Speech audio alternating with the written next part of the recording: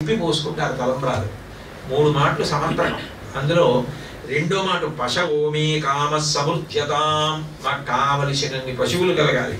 యజ్ఞోమే కామ సమృద్ధ్యతాం, కేవలంగా మేము కలిగి ఉండడమే కాదు, మిగిలిన వాళ్ళందరూ కలిగి ఉండడానికి చెట్టు మొదట్లో నీళ్లు పోస్తే చెట్టు పెరిగినట్టు మేము యజ్ఞయాగాదులు చేయాలి. మట్టలో పట్టుకెళ్ళి ఏ పోసాడకూడదు.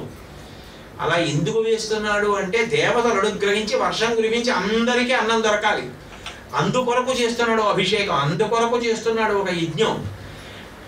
అట్లా చెయ్యగలగాలి. మేము యజ్ఞములు చెయ్యాలి, యాగములు చెయ్యాలి, మంచి పూజలు చెయ్యాలి, లోకమంతా బాగుండే కర్మల కొరకు మేము నిలబడగలగాలి. మాకు ఆ త్యాగబుద్ధి కలగాలి. యజ్ఞో మే కామ సమృద్ధ్యతాం. అన్నిటికన్నా గొప్ప విషయం ఏంటంటే అప్పుడు ఒక మాట అంటాడు, కన్యా తారయతు, ఈమెయే నన్ను ధరింపజేయాలి. ఆమె వలననే సంతానం కలగాలి, ధార్మిక సంతానమైంది. ఆమె నాకు కలిసి రావాలి. ఆమె అస్తమానం కాళ్ళల్లో కర్రబెట్టేది కాకూడదు. ఆమె నా ప్రస్థానమునకు సహకరించి ఈమె నన్ను ధరింపజేయాలి. నాకు ధర్మపత్ని, నా ధర్మానికి అంతటికీ ఉపకరణం. ఆమె నన్ను రక్షించాలి, నన్ను ఉద్ధరించాలి, నేను ఆమెను ఉద్ధరించుకోవాలి అని భార్యని రా మన ఇంటికి వెడదాం ఇంకా అని పిలిచినప్పుడు పెళ్లిపీటల నుంచి ఆమెని పిలుస్తాడంటే గచ్చ గృహపత్ని యథా సోవశినీత్వం విదదం అవదాసి. సోవశినీత్వం, నువ్వు మా ఇంటికి రా. ఇక గృహపత్ని, నా ఇంటి పత్నివి నువ్వు యజమానురాలివిగా. ఇక ఆ ఇంట ఉన్నవన్నీ నీవే, నేను కూడా నీ వాడని.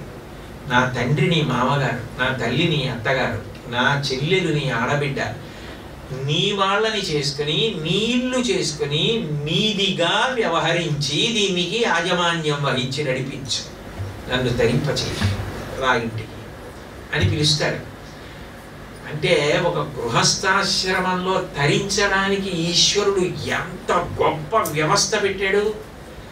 భోగం పెట్టాడు, సమాజానికి రక్షణ పెట్టాడు, తనని తాను రక్షించుకోవడం పెట్టాడు, తాను తన భార్యని ఉద్ధరించుకోవడం పెట్టాడు, తాను 10 మందికి కల్పవృక్షమై నిలబడడం పెట్టాడు.